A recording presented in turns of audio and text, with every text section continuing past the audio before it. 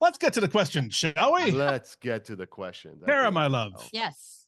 Yes. Before the accolades. Yes. And before I Do But I Don't became a household name, taking the rom-com world by storm, as we all know, there was a dream and the journey of becoming a published author. Can you share with us how this dream took root for you and the path you traveled to realize it? Yeah. Well, I always wanted to be a writer. I always loved to read first of all. When I learned to read in preschool, I was so excited. And my mom, who is also an avid reader, took me to the bookstore so that I could pick out books. And then she let me ride with the car light on all the way home so I could read it in the backseat. I've just always loved to read. I've always loved stories. I always wanted to be a storyteller. When I went to Penn, that was my goal. I'm like, I'm going to get a degree in writing and literature, and I'm going to write a novel. And my Japanese American dad, who's an retired orthopedic surgeon, was like, well, what are you going to do to make money, though? You're not going to come back home when you graduate. So what are you going to do? And I was like, oh, well, yeah, I guess I should make a living. That'd be great. So then I started working at the student newspaper, got a job in journalism out of school, but never gave up on that dream to write. I always wanted to write fiction, always was drawn to stories. I like humor. I like romance. It just felt like a natural fit. So I just kept trying and, probably started and stopped 100 books before I finished one. And I just decided I was going to finish one, and had a friend of mine who's also an avid reader hold me to task. And I was like, okay, I'm going to finish this one. This is the one I'm going to finish. I'm like, just check in with me every few weeks and see, just keep me to task. I'm going to be accountable. I need someone to hold me accountable so that I don't give up on this. And she was awesome. She every couple of weeks would ping me like, where's the next chapter? I'm waiting. Hello, I'm waiting. So that was I Do But I Don't. That became I Do But I Don't. And, then sold it and got an agent, sold it within 2 years. And another year it was a movie.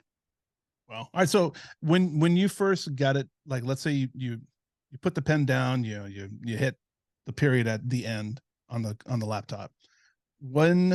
How long was it before you actually got representation? Like, what was that process like? Did you have to go to a bunch of publishing houses and look up, like, oh, here's Random Hill, I'm going to reach out to them? Well, what happens in the traditional publishing world is that most publishing houses will not look at an unrepresented manuscript because they won't even accept it. You have to have an agent even just to get in the door. So you have to apply to a number of agencies, and most of the agencies get hundreds, if not thousands, of submissions a day. It's absolutely out. I mean, the slush pile, which is what they call it, is so huge.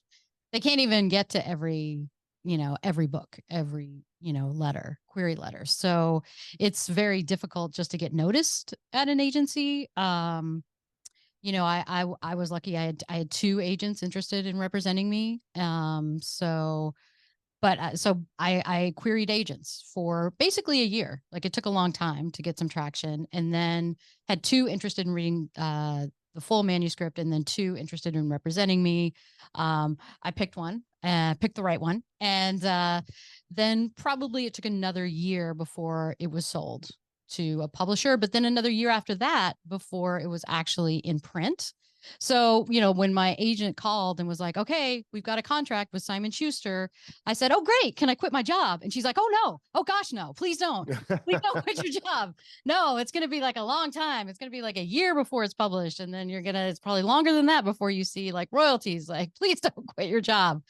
So it took, for me at least, 4 novels before I felt kind of safe enough to like, okay, now I'm gonna quit my day job and I'm just gonna do this full time.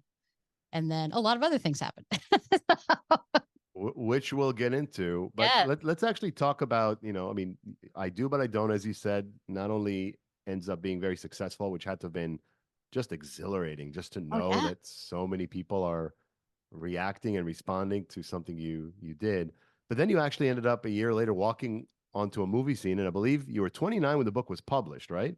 That's right. Well, I was 29 when it was sold, and then 30 when it was sold. Gotcha. Yeah. So in your very, very early 30s, you're walking into a movie set. These 2 gigantic movie stars, not to mention Charlie Sheen. I don't know if there are any interesting stories there. I'd love to hear. We could certainly pause and go there for a bit. Yeah, I'm sure the audience sure. wouldn't mind. Yeah. Are there Charlie Sheen moments? I mean, was he Well, there? yes, he was there. So it's fascinating. I don't know if you've ever seen the movie Adaptation with Nicolas Cage. He plays a screenwriter trying to adapt this very difficult book to the screen.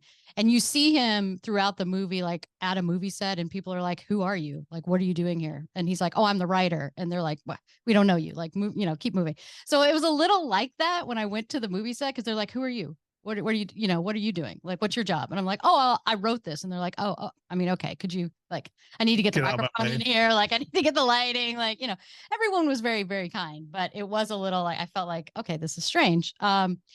They had director's chairs with my character name on it on the back instead of like the actor's names. So it was very surreal. It was like, oh, there's Lauren and there's Nick. These are two characters I made up, and now they have chairs, and now they're walking around. It was very strange, but it was funny. Denise Richards, I met her, and I met Dean Cain, both very nice. Charlie Sheen was there because they were still married at the time, and the director introduced me to Charlie Sheen, and they just had their first child, so he was holding the baby, and he was there to fire the nanny because Denise Richards didn't want to do it, so he had flown in to fire the nanny. So I was like, oh, I'm getting a lot of information. But the funniest thing is that when we first met, this was at the time of right after the Heidi Fleiss scandal, but before Tiger Blood. So it was like in between his interesting, peaks in his life, or valleys. I don't know how you'd like to put those, but already when I was introduced to him, I'm like, I know too much about you. Like, I feel like this is very awkward. And I felt for him because I felt like, everybody he meets knows so much of his life story already, but he was incredibly kind. Was he? Yeah, he did not. He's like, "Oh, so nice to meet you. I've seen your book at our house. Denise was reading it, really liked it. The cover art was so good. It seems like I've seen that before. Like, do you know the artist? Very kind, very like, didn't have to. He's Charlie Sheen. Like, you could be like, get out of my face. Like, I'm famous and whatever. But he was very kind, very magnanimous, very chatty. Is he tall? Like, he is not tall. No, he is not tall. How tall is he? I'm curious. Is he really short? I'd say, I don't know, maybe 5'6". Maybe. Really? I mean, did you guys know that Sylvester Stallone is only about 5'6"? Yeah. I don't know that. Yeah. You didn't know that. Yeah. I mean, he was not tall. You're tall. You're taller, babe. Thanks. You're taller than me. Yeah, I am taller than 5. Thank you. Yeah, no, you're taller than Charlie Sheen. I didn't get out my tape measure, but you figure 5'6", 5'7", somewhere around there. And like every movie star, they're always like smaller in person, just narrow, Well, the camera adds 10 pounds. For me, it adds 50. Shaquille O'Neal doesn't look very small in person, I can tell you. Right. Well, true. Yeah. But most people, I think that's fair.